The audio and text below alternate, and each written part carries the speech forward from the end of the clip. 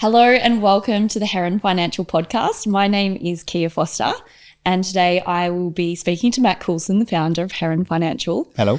It's been a really big year for Heron. We've got AI apprentices, we've got B Corp certification. So I thought it might be a bit of a unique episode. We're going to peel back the layers today and go back to the very beginning of where Heron all started, because I get asked a lot of questions about your business and I'm sure there's a few people starting to ask you as well. Okay. So let's rewind, go back to the start. What kind of sparked Heron Financial? Because I don't feel like people are born and they're like, yeah, mortgage broker. Yeah, I want to be a mortgage broker. Yeah, no, that was definitely, it wasn't. I think about it, I go a long way back. We're going back to 2011, right? And we're recording this in 2025. So it feels like a lifetime ago. So back then, you've got that mixture of kind of naivety and enthusiasm, and you think you know everything. And I think back to that stage, and it was Warren, my business partner, and I at the time, we just wanted to do it better. Now, I don't know whether we particularly had a definition on what better meant, other than we thought we knew it all. And of course, you definitely don't. And you learn an awful lot along the way. So we wanted to focus in on service first and foremost. That was a really big thing. How could we build a business that was really self-sufficient, could grow through recommendation, word of mouth, but become scalable with that? Because the mortgage industry is actually quite fragmented. There's some fantastic mortgage brokers that exist in this industry, and a lot of them deliberately never go beyond a very small scale, because actually if you get good at it, it's quite time consuming. And so a lot of brokers will make that choice that even though they've got lots and lots of business coming at them, they perhaps just want to stay at that level and service those clients and do a fantastic job for them. We wanted to take that approach, but also put a business in behind it as well, and make it something that could grow and really affect and you know, it's a kind of trite term, but disrupt as well. And, you know, I know we're going to talk a little bit about technology today. You mentioned it in your intro. Yeah. There was always a bit of an eye on that, because I think as an industry, we've not historically done that well. And try and choose my words carefully on that, with tech. And I think we at that, even at that very early stage, almost 15 years ago now, which sounds so long, felt that there was something that could be done there. So there was all of these combination of factors, but I think it was just, you know, enthusiasm, naivety. Let's give it a go. In 2011, that would have been back in the day where still a lot of people would just go directly to the bank, right? I can't talk for the UK, but I know in Australia that I think it's 70% of people go to a broker now, and it wasn't like that previously. Was that the case here? Yeah, it was. And we were still, it was still kind of reeling slightly from the sort of global crisis that happened. You know, 2008 wasn't that long ago in 2011. And there was I think there was a hesitation, but a nervousness from lots of people around just the mortgage market generally, because for anybody that can recall that time, you know, it was mortgages that were effectively blamed for what happened in 2007, 2008. And it started out in the US and it then rippled across the world, of course. So yeah, it wasn't just the whole, I'm going to go direct to the bank thing. It was also I'm slightly just, you know, I'm going to distrust this whole process. Yeah, fair. Which you can't really blame people for. No. So it felt like there was almost a kind of winning hearts and minds element to the job to begin with. But, you know, in the UK, we've got this kind of love affair, haven't we, with buying homes? Like, we're obsessed with it. Yeah. So in the face of all of these kind of tricky elements, there's always just going to be this underlying, hey, I want to buy a house thing. Yeah. And it was there. So we were pushing it at an open door slightly. Might be a good pivot to your service, because some of your key USPs are 7-day-a-week model, and you built your own custom tech platform. We did. Templates. Yeah. If you're coming to Heron Financial, what can they expect? The best. Yeah, of course. No. Look, I wouldn't profess that we always get it right, but we always try our best. That's for certain. And if things don't go right, we'll always try our best to make them right. So, service underpins everything. You know, I mentioned it at the beginning. We did build the technology, and that continues to be this kind of beast that has arms and legs and requires lots of attention. Yeah. But in a good way, because it's all about augmenting that customer journey. And we are not just in mortgage land, you know, as we approach the end of 2025, we're in a very interesting place just across the board right now in terms of technology. I think, it would be remiss not to talk about AI in that respect, because we've already brought elements of that into our software, but we're very, very mindful that we need to do that in an ethical way. We have to do that in a way that enhances the customer journey. So it doesn't feel like you're dealing with a robot. You still need to get that absolute 5-star service, which is what really sets us apart, but also protects our people. So, we've built a team over many years that are phenomenal. And it's my duty to make sure that they've always got a role. So, they've always got something that they can do within the business to add value to that customer journey. So yeah, it's important that we marry up those two things. And ultimately, we're always trying to look for the best customer outcome as a result of that. Yeah. Going back to your staff and the culture, I think that is a fascinating point, because your retention stats for your staff are through the roof. And I've always thought, well, the people at Heron just love each other. Yeah. What culture did you want to build? Yeah, or everyone's a bit crazy.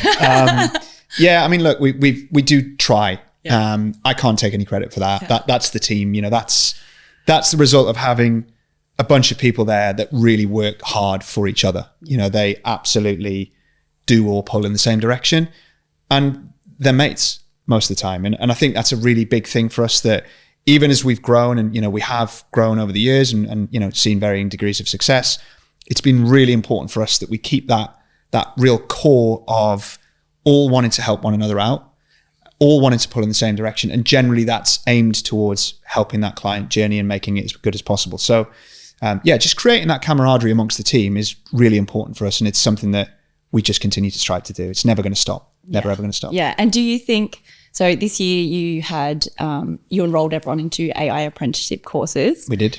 And you became B Corp certified. We did.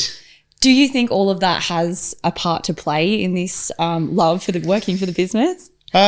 Yes and no. I think we're always looking to try and get ahead. I think like most businesses, we're not unique in that respect. I wouldn't profess to know all the answers, but we're always trying to think about what might come next in terms of what does a customer expect to see?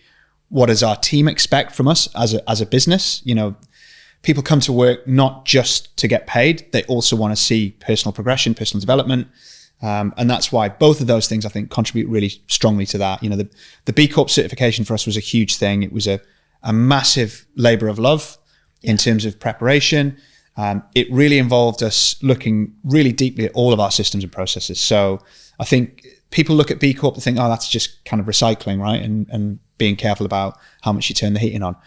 It is that a little bit, but it's also that whole ESG strategy that sits underneath your whole kind of corporate governance. That's really wishy-washy and management consultant, but it's important for us that we get that right, because yes, we have to think about the environment, and yes, we have to educate our customers in respect to their mortgage choices. What does that mean? Not just for their pocket financially, but for the future in terms of the impact on the planet, the decisions that they make. Yeah.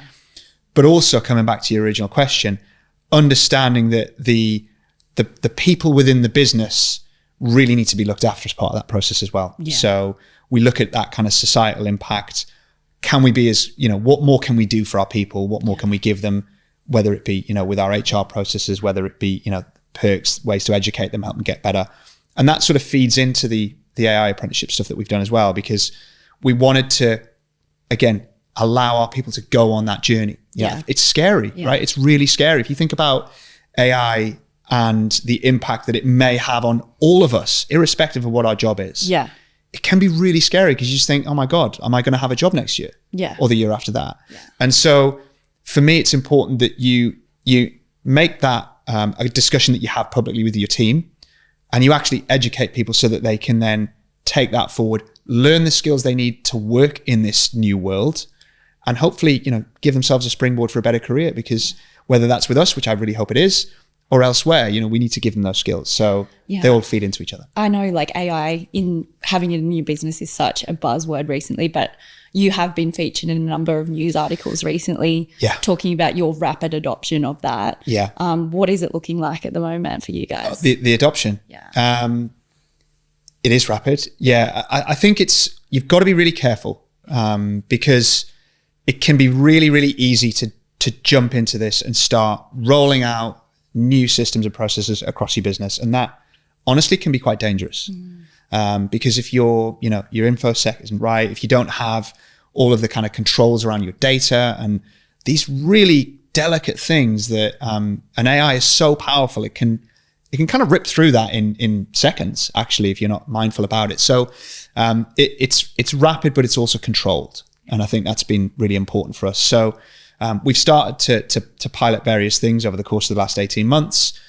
These have been fairly light touch. Our customers haven't really felt it, and that's deliberate because we wanted to make sure that it worked first and foremost. It's really important for us that customer journey is a good one.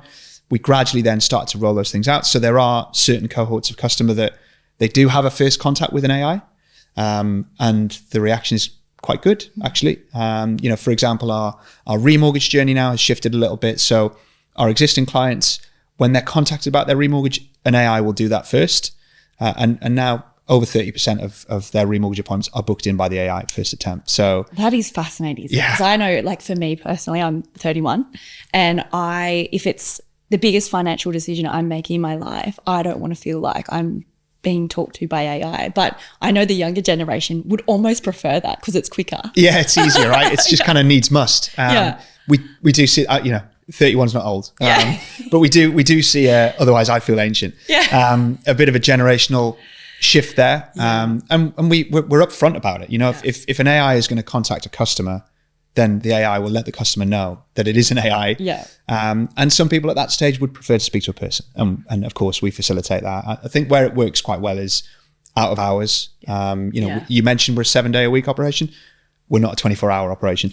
Yeah. So we do find that sometimes when questions might come in outside of normal hours, some of those questions can be handled. Yeah. And of course, on occasion, it actually means the AI needs to then filter through that question and book it in to an advisor's diary. But from that customer's perspective, often they're getting something at the point they need it. Yeah. And then they walk in the next day knowing that something is scheduled with an advisor who can answer the question that they need.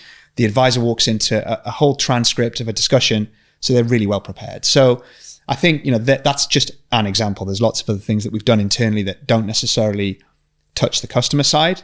But yeah, we're excited about what it can do, but only in an ethical way that can help people and not get in the way of people's jobs. Yeah, completely fair. Yeah. And would you say, just reflecting on this year, it's been huge for you. What has been through the whole Heron financial journey your proudest and your hardest? Oh God. Honestly, I don't think I can answer it. There's so many of them. I mean, we've won awards. I always think about individuals. As a business, we've done pretty well. We have a partnership now with Mortgage Advice Bureau. That was personally a proud moment for me because to have that validation from a listed business of that scale, where they felt that we effectively warranted a major investment to take us forward, that was great. But the big thing for me, I think, over the years has just been the individual awards that people have picked up within the team. And there's been lots of those. Of them, yeah. There's a lot of those, yeah. And underneath that, the unsung heroes as well. So the people that don't necessarily stand up at industry awards and collect trophies. There's so many. We've got people that have come through the business who started out with us at 16 years old.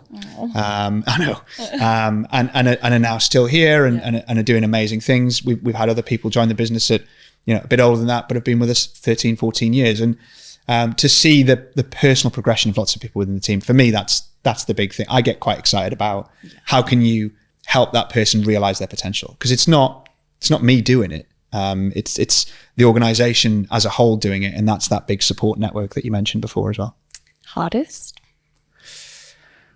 we've had a few. I mean, we talked about these black swan moments, don't we? I can think about Brexit. I can think about the Liz Truss budget. I can think about the pandemic. There's so many. It feels like every couple of years something crops up. Yeah. What I can say is that every time that has happened, and it is more frequent, I think, these days than it was perhaps previously, the team has just stood up and dealt with it. And so it's always hard to sort of almost drag yourself through another set of economic circumstances that are, and I'm a control freak, so it bugs You're me. in the worst industry. It bugs me when I can't control these external factors, but the team just, they really comes to the fore and deliver in those situations. So whenever those hard moments pop up, they maybe don't feel so hard because there's an amazing group of people who deal with them. Yeah. And I think from what I can see, your business really doubled down in those economic downturns, and that's where a lot of your growth has come from. Yeah, big time. I mean, we do, and it is a deliberate strategy. I think it's become quite a well-trodden path for us now that it's kind of well known that whenever you get these tough markets, and they do appear quite frequently, that we kind of lean into them, because I always look at it and think, well, what else are you going to do? Are you going to sit back and get a bit woe is me about it and be glass half empty? And I just think, why? It's not a particularly fun existence. So you've got to try to go for it. We generally double down on our business development in those situations, because if it's hard for us, it's probably hard for a lot of our business partners as well.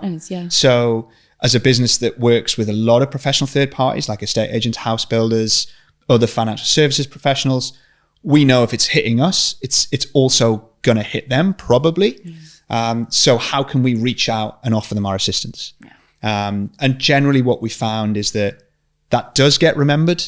And it does come back. So you're always kind of crossing your fingers when you're doing that, because you're investing resource into something that in the immediate term is not necessarily going to return what you want, but you're gambling to a degree that there is some goodwill being generated and you can help people. So yeah, there's a lot of hard times, but if you kind of push into them and try and control what you can control, generally speaking, it's normally okay. Just on that goodwill, I know you've got, is it across Trustpilot and Google, about 3,000 getting on towards that. Yeah, impressive. Yeah.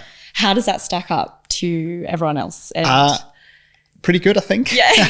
I mean, I read every single review. Yeah. Wow. Because it makes me happy. Yeah. I'm easily pleased, obviously. Yeah. Somebody writes and says we did a good job for them. It makes me happy every day. I actually have dialed into one of your Monday meetings, right. and Emma has pulled up at the start of each meeting your staff reviews, which I love. And that starts your Monday off. It's lovely. It's great. Yeah. Well, yeah. And it's nice of you to say it. And I think we will deliberately do that and try and find examples where individuals are mentioned. It happens in pretty much every review now. Yeah. So we're getting those really, really nice, heartfelt messages, not all written by AI, I don't think. Although some definitely are. When you look at them, somebody's like, please write a nice review for this mortgage company. But yeah, you can tell that people have actually thought about it, and that's nice for me. It's not just 5 stars, no comment. Yeah. And I think as a sort of gauge of our success, it's quite crude, but it kind of works. I can tell when it's working. I can tell when everything's kind of flowing as it should, because you just see these reviews like rolling in. And we do stack up well against our peers. The industry, I think, as a whole is superb. The quality of advice that you can get across the mortgage industry is really, really good. Yeah. So for us, if we can be up and amongst the top performers in terms of Trustpilot, Google reviews, etc., then it's a really high bar, because there's so many other good businesses out there, and we want to just try and be amongst them. Okay, so we've got happy clients, we've got happy partners. Yeah. I guess business is looking really good. Hopefully. What does the next 5 years and beyond look like for Heron Financial? It's crystal ball time. Yes. Hopefully more success. Again, if I think about the things that float my boat, it's how can we help more people into the industry? For starters, there is a bit of a drive, I think, collectively across our space to bring more fresh talent into the industry. We absolutely need that. It is traditionally a kind of an older space. I say that carefully. Yeah. I'm in that group, and I think we need to, as best we can, try and encourage more people to come in and get excited about giving advice on mortgages, giving advice on protection, because it's really important. It's not the sexiest bit of the process, is it? Like the house is. Yeah. Everybody wants to do that bit. We've got to do the boring bit. Yeah. Come and do the boring bit. It's great.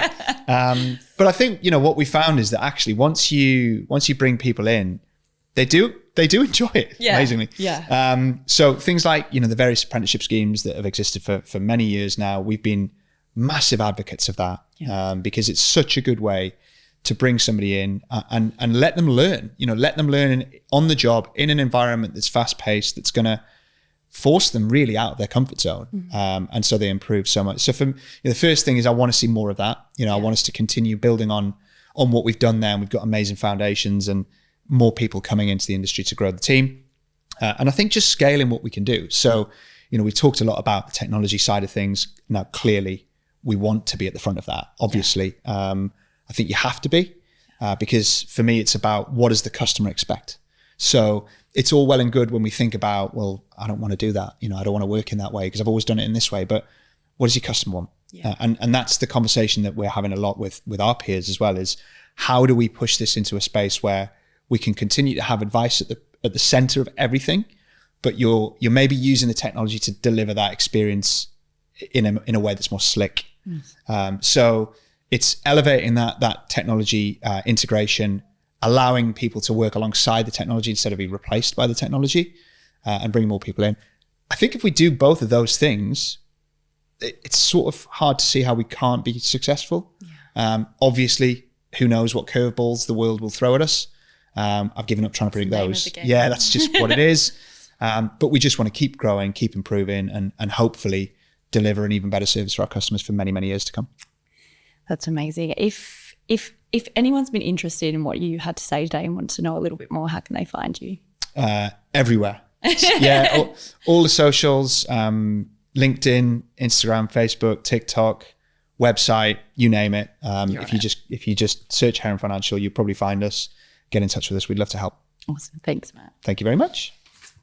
Thank you so much for listening today. If you are at all interested in working with Heron Financial, want to know more about financial services or partnering with the business, please get in touch via the website, or you can tune into any one of the episodes of the Heron Financial Podcast.